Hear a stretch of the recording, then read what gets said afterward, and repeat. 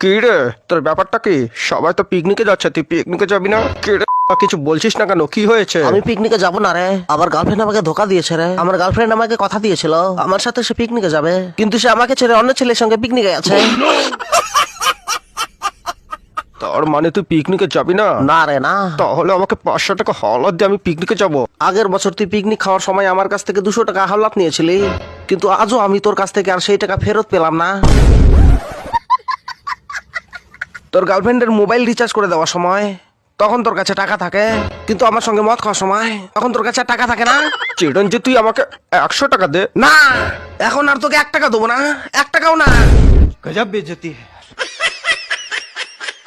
চিরঞ্জিত, একটা কথা মনে পড়ে, ছোটবেলায় প্রথম বিড়ি টানতে শেখা তোর হাত ধরে।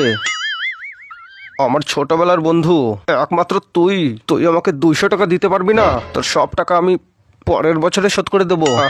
তাতে যদি আমার একটা কিডনি বেচতে হয়, হবে। ইমোশনাল করে দিলি রে।